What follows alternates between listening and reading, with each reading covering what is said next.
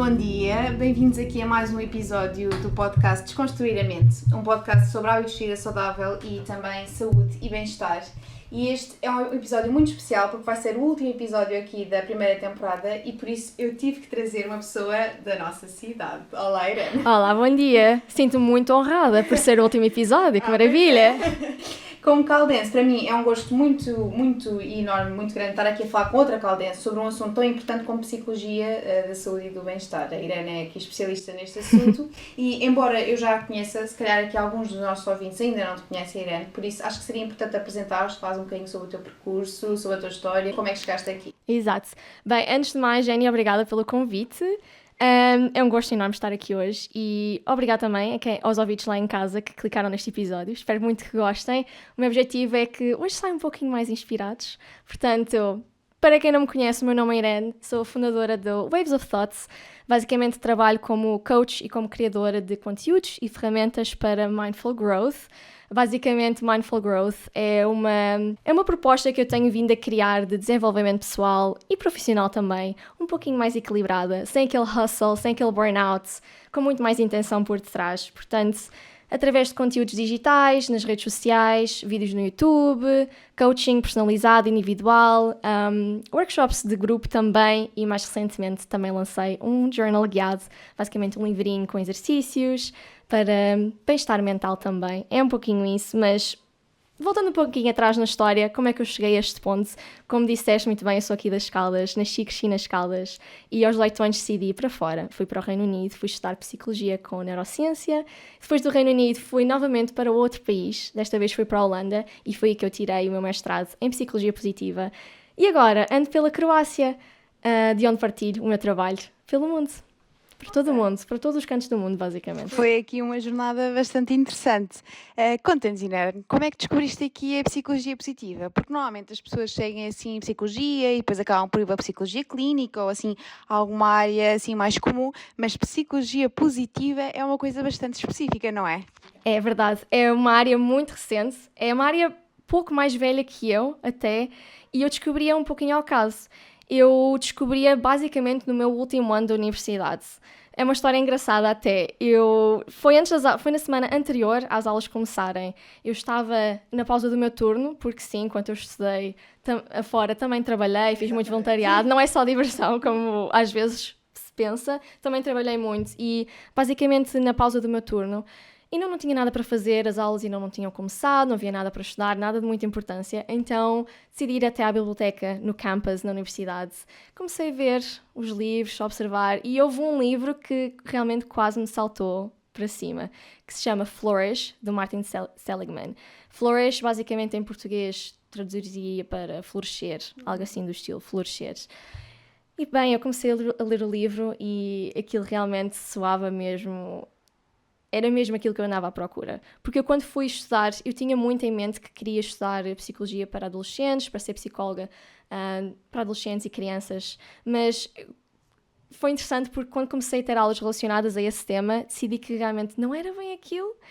E quando comecei a ler este livro da psicologia positiva, tudo clicou e era mesmo isso. E bem, depois comecei a fazer mais pesquisa sobre a área, que realmente é muito, muito recente.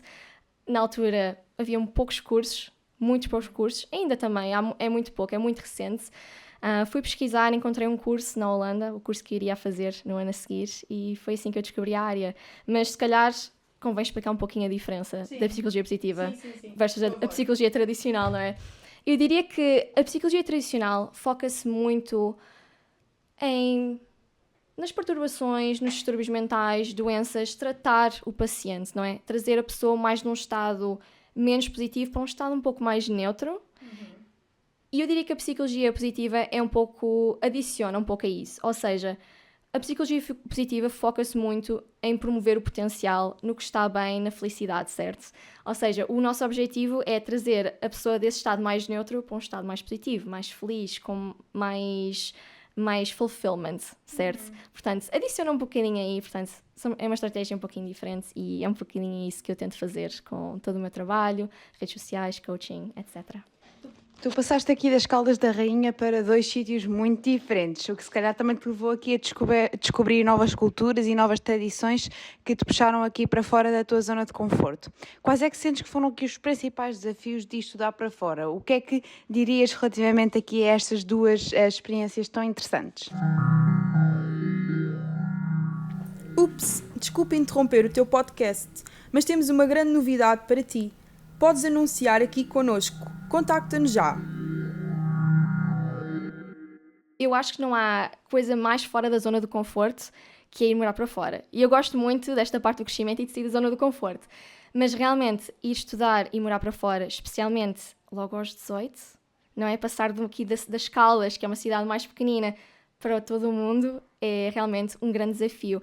Mas o que eu tenho a dizer é que tem sido a melhor experiência de sempre, estudar e morar fora. Mas realmente sim, também tem muitos desafios e alguns challenges, não é? Pelo caminho. Eu diria que para além da língua ou da cultura ou daquelas partes mais práticas, por exemplo, perceber em que supermercado é que vais fazer as tuas compras, partes mais práticas, eu diria que o maior desafio, que eu não vejo muitos imigrantes a falar, é a parte da identidade, ok? A identidade no sentido de, eu lembro-me muito, às vezes também me acontece quando cá venho, mas especialmente no início, eu sentia muita diferença quando vinha cá de férias. Ou seja, eu sentia-me quase entre dois mundos, entre duas identidades. É um pouquinho, ainda me sinto um pouquinho assim também, especialmente já estou no estrangeiro há muitos mais anos agora, não é? Já estou no meu 3º país agora, não é? Mas eu diria mesmo que o maior desafio é a parte da identidade. A parte de regressares e veres o que é que mudou internamente versus o que é que não mudou externamente. Porque, especialmente em Portugal, às vezes as coisas andam mais devagarinho ou... Até só o facto de regressar à casa onde cresci, ao meu quarto onde cresci, nota-se muito mais a diferença. Muito mais a diferença. Portanto, eu diria que a parte da identidade tem sido, assim, um desafio bem interessante. Eu acho que existe aqui muita gente que até gostaria de fazer esta experiência, de ir para fora, ir para Erasmus, ir para outro país, mas pode ter aqui algum receio relativamente a esta situação aqui, e ver-se numa cidade diferente, onde não conhece a língua, a cultura, as tradições, os costumes. O que é que tu dirias a alguém que quer ir para fora, mas tem aqui algum medo? Eu diria para feel the fear and do it anyway. É um bocadinho o meu motto, porque esta parte de sair da zona do conforto e de crescer só acontece quando nós realmente saímos dessa zona do conforto, certo? Quando realmente enfrentamos estes desafios. E eu acho que estudar fora e morar fora é das melhores experiências que podem ter. Portanto, o meu conselho é vão. Nem que seja durante um semestre, através do Erasmus, por exemplo, certo? Nem que sejam uns meses. Se tiverem a possibilidade para ir para fora, vão. Nem que seja um mês, ok? Nem que seja só isso. Eu acho que não há experiência como estudar e morar fora no que toca ao nosso desenvolvimento pessoal. Tudo o que nós vamos descobrir sobre nós mesmos, não há experiência igual. Não há palavras para descrever. Portanto, é mesmo feel the fear and do it anyway. Ou seja, mesmo com medo, vão. Porque eu também gosto muito da verdade, ok? Portanto, não vou mentir. É muito assustador ir para fora. É muito scary. Às vezes, é muito lonely também. Quando chegamos, às vezes, eu lembro-me várias vezes de estar no estrangeiro e pensar, oh meu Deus, o que é que eu estou a fazer? É louco, é completamente louco. E estudar para fora e morar fora é muito diferente. E às vezes é difícil. Mas, em geral, não há melhor experiência do que ir. Portanto, vão. Nem que seja um mês, nem que seja um semestre.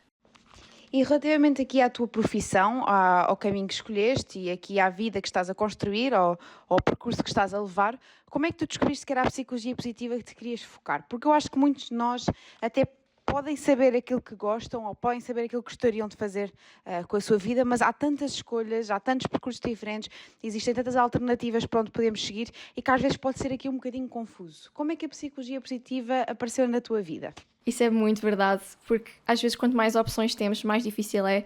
E eu senti isso também. No 12º ano, quando foi a altura de escolher o curso que queria seguir na faculdade, eu lembro que eu pensei em literalmente tudo. Eu pensei em marketing, business, management, também pensei numa altura em ir para biologia marinha. Eu adoro tubarões, portanto pensei, vamos estudar tubarões, why not, não é? Também pensei em ciências forenses, a um ponto, porque estava naquela fase de ver o NCIS LA, etc. Portanto, aqueles shows. Mas a verdade é que por detrás de todas estas disciplinas houve uma que sempre esteve um pouco mais saliente, que era a psicologia. Portanto, eu lá decidi, encher-me de coragem, escolher realmente o percurso que eu sentia que era o mais certo, que era a psicologia, e foi por aí que eu fui. E no que toca ao meu percurso na parte do trabalho, a verdade é que eu desde que sou pequena que eu digo que quero ser a minha própria chefe, quero ter o meu próprio negócio e tudo mais.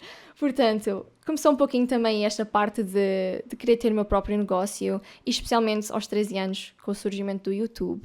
Quando eu comecei a ver que eram os beauty gurus e os vloggers e etc., comecei-me a imaginar também a ter assim o meu próprio cantinho na internet e criar uma comunidade no mundo digital também. E quando eu fui para a Inglaterra, decidi dar esse passo. Porque, why not? Estou a começar quase do zero, não é? Num país diferente, posso-me reinventar a minha vida também. Vamos começar este sonho que eu tenho de ter o meu cantinho no digital. E foi que o Waves of Thoughts começou, não é? As ondas de pensamentos começou nessa altura mesmo. Mas a Inglaterra começou com um blog em que eu partilhava alguns guias de desenvolvimento pessoal, também as minhas aventuras no estrangeiro e tudo mais. Eventualmente, passados uns anos, também comecei o canal do YouTube, mas eu sinto que o momento mais decisivo foi quando eu terminei os meus cursos, o meu mestrado, e regressei para Portugal e pensei, bem, já não faz muito sentido partilhar sobre as minhas aventuras no estrangeiro, porque já não estou no estrangeiro. Não é? Então o que é que eu vou fazer? Vou apostar em tudo o que eu tenho aprendido nos últimos anos sobre bem-estar, saúde mental, felicidade, e vou partilhar o que eu sei para ajudar a vida das outras pessoas. E foi aí que eu comecei a tomar as redes sociais um pouquinho mais a sério. E foi aí que eu também vi mais crescimento na minha conta e que as pessoas começaram a gostar imenso deste tipo de conteúdo, especialmente, como já falámos, a psicologia positiva é uma área muito, muito nova que ninguém sabe e é uma proposta muito diferente. E pronto, desde então, o Waves of Thoughts tem se tornado, já não é um blog, não é? Tem se tornado desde um blog, é todo um espaço para este Mindful Growth, em que o meu objetivo é basicamente transformar stuck dreamers em Mindful Go-Getters. Ou seja, ajudar quem sonha um pouquinho mais alto a dar passos em frente, a dar passos alinhados em frente para atingir os seus objetivos. E eu acredito muito que com esta proposta que eu tento transmitir do desenvolvimento pessoal, com um pouquinho mais de consciência, do Mindful Growth, que quero ajudar as pessoas a darem esses passinhos, através destas ações do dia-a-dia, mais pequeninas, porque o que eu tenho notado é que as maiores transformações acontecem não naqueles momentos gigantes de inspiração, mas nos passinhos que nós vamos dando no dia-a-dia, ou seja, através dos nossos hábitozinhos, desses passinhos assim, mais pequeninos, com mais intenção. Portanto, é isso muito que eu quero transmitir. Eu acompanhei-te nesta altura, antigamente, e tu falavas muito sobre aqui o journaling, até partilhavas muita coisa nas tuas redes sociais sobre como fazer journaling, os principais passos e as maneiras diferentes de o fazer. Eu acho que há aqui muitas pessoas que até se calhar fazem journaling, mas não se apercebem quando estão a escrever sobre os seus pensamentos, sobre aquilo que aconteceu durante o dia, aquilo que estão a sentir, como é que dormiram, etc. Eu gostaria que tu nos explicasses aqui um bocadinho qual é que é aqui esta ferramenta, o journaling, como é que ele apareceu, como é que ele pode ajudar aqui a ter uma melhor qualidade de vida e em que é que consiste aqui o journaling? Adoro a pergunta, porque eu falo muito do desenvolvimento pessoal, mais consciente, mas realmente a ferramenta que eu mais utilizo em toda esta jornada é o journaling. A escrita mais consciente, a escrita no diário, como queiram traduzir journaling, que é o ato de termos um caderninho e apontarmos os nossos pensamentos. Mas normalmente quando se fala em journaling, se alguém já ouviu falar no termo, pensam, ok, é aquela escrita no diário, tipo, Dear Diary, today, hoje fiz isto e isto e comi isto. Mas vai muito para além disso, ok? O journaling é aquela prática, aquela ferramenta que nos ajuda em literalmente tudo, ok? Desde clareza mental, organizar os nossos pensamentos, foco em objetivos, desenvolver as emoções também, organizar as emoções, ok? Parte da gratidão, podemos também trazer um pouco essa prática, escrever 3 coisinhas pelas quais somos gratos todos os dias, ok? É uma prática muito, diria, clássica, básica, mas há tantos estudos que dão suporte ao facto de isto ajudar no nosso bem-estar. Portanto, o journaling é a prática mais maravilhosa. Eu sou biased, porque eu também já faço journaling literalmente desde que comecei a escrever. Eu lembro-me que na altura a minha mãe me comprou um caderninho pequenino, muito fofinho, assim, com os desenhos e com um cadeadozinho também. E eu nessa altura comecei a escrever. E é a prática que me tem ajudado em literalmente tudo. Em todo este percurso no estrangeiro, na escola, perceber o que é que eu queria estudar, criar o meu negócio e tudo mais. É a prática que ajuda em literalmente em tudo.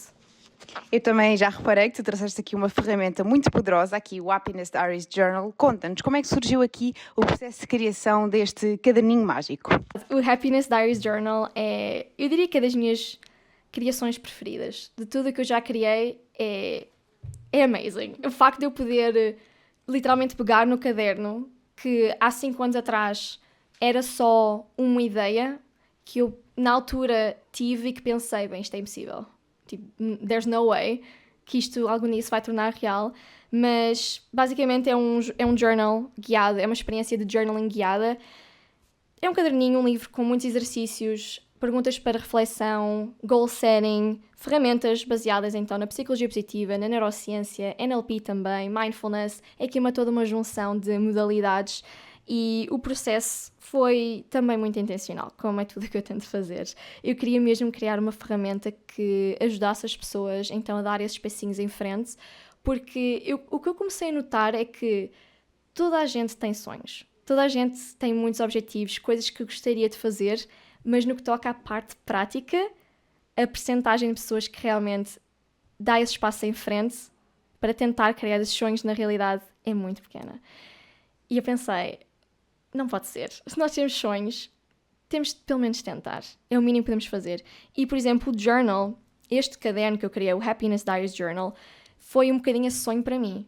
Eu durante 5 anos, já lancei o journal há 1 ano quase, durante 5 anos eu tive esta ideia de criar este caderno, mas eu sentia-me também um pouco bloqueada, no sentido de, ok, algumas inseguranças, alguns medos, como é que eu vou criar isto? Isto é algo físico, isto é um produto físico, tenho de ir procurar manufacturers, como é que eu vou fazer distribuição, a parte legal e tudo mais, não é? Ou seja, só para dar um exemplo, o porquê de eu gostar tanto desta parte do desenvolvimento pessoal com mais intenção, porque eu já lá estive e eu senti o que é ter assim um sonho gigante que todos os dias bate à porta e chega a um ponto que temos de decidir, ok, vamos avançar, temos de avançar. Eu sinto muito que quando temos alguma ideia que não nos larga, parece não nos querer largar, que temos de avançar. E, portanto, o journal é um bocadinho isso. É quase um coach dentro de um jornal, dentro de um livrinho. É uma experiência muito guiada para este desenvolvimento pessoal. E o fun fact é que o percurso que eu fiz para o criar, as fases que eu segui, os exercícios, o trabalho que eu fiz em mim mesma para poder criar este journal, está dentro do journal. Pois, porque isto foi aqui todo um processo de autodescoberta. Tu foste basicamente percebendo quais é que eram aqui os teus medos, as tuas inseguranças, os teus desafios, as tuas qualidades, as tuas características aqui melhores e basicamente passaste isto tudo para um caderninho e agora ajuda as pessoas por todo o mundo a autodescobrirem-se e a ter aqui uma ferramenta para uma melhor qualidade de vida, basicamente. Eu basicamente apliquei o que já sabia em mim mesma e o jornal é prova que este trabalho com intenção funciona, este trabalho mais interno funciona, não só interno, mas também externo, a parte, por exemplo, do goal setting. E, por exemplo, foi isso mesmo que eu tentei fazer com este journal, foi organizar, estruturar por fases para ser mais prático, porque passar de uma ideia para algo mais concreto é difícil. Okay? Ou seja, o que eu queria mesmo fazer era organizar tudo, estruturar em 5 fases e o journal, portanto, tem essas 5 fases. Até posso dar um bocadinho de breakdown das fases para... Isto aplica-se a qualquer goal, a qualquer objetivo que tenham, ok? Portanto, podem aplicar em literalmente qualquer objetivo que tenham. Começar pela fase 1, que é a parte da visão, é ter a ideia, é percebermos o que é que uma vida de felicidade ou de sucesso ou o que seja para nós significa. Realmente conectarmos com os nossos valores, conectarmos connosco mesmos, com os nossos objetivos, com essa visão, com essas ideias que temos. O step número 2 é a parte do planeamento, é criarmos quase um roadmap, é criarmos um passo a passo, definirmos os objetivos e criarmos esse plano de ação personalizado para termos uma ideia de como passar à parte da ação, que é a fase número 3. A fase número 3 é realmente, ok, temos a ideia, temos o plano, vamos fazer. É a todos os dias mantermos esse foco, esse compromisso que fizemos a nós mesmos, essa promessa que fizemos a nós mesmos de passar à parte da ação. E no que toca à parte da ação, quando passamos essa parte, vamos notar que várias coisas psicológicas, algumas barreiras mentais, etc., podem vir ao de cima, e é aí que entra a fase seguinte, que é a fase número 4, que é o mindset. É esses bloqueios internos, conseguimos nos libertar deles, as crenças limitadoras, pensamentos mais negativos, dúvidas, inseguranças, medos, é percebermos de onde é que eles vêm e conseguimos libertar deles, ok? E depois a fase número 5, que é a última fase, que é o embodiment, que é uma fase que eu ligo muito ao integrar e fortalecermos a nossa autenticidade, de certa forma, e basicamente conseguirmos nos tornar naquela nossa melhor versão. Portanto, é esse o journal, é esse o percurso. Eu acho que é uma ferramenta muito interessante e acho que pode fazer muito sentido aqui para pessoas que se podem sentir um bocadinho perdidas ou não, já se encontraram, mas que se querem autodescobrir melhor. E para terminar, se alguém te quiser procurar, se quiser ter aqui o teu acompanhamento, se quiser passar aqui por este processo de autodescoberta contigo, onde é que nós podemos encontrar, Ira? Teria muito gosto, venham ter comigo. Eu acho que o melhor lugar para me encontrarem é mesmo na parte do digital, no Instagram. Podem me encontrar no handle irene.martinho. Lá vão encontrar muitos conteúdos para inspiração para este Mindful Growth, ferramentas também que eu crio, Notion templates, workshops, também convites para esses eventos de grupo que eu faço. Tenho feito mais na parte do digital, já faço estes workshops e eventos com muito journaling e outras ferramentas também. Já faço há 2 anos e meio, 3. Talvez vá passar para a parte mais presencial, mas veremos, isso é um objetivo para o futuro, portanto acompanhem e juntem-se. Também podem encontrar pelo YouTube, pelo meu nome, Irene Martinho. Tem mais guias, mais recursos por lá. Ou então pelo website, wavesofthoughts.com, asondaspensamentos.com. É isso. Muito obrigada, Irene. Obrigada.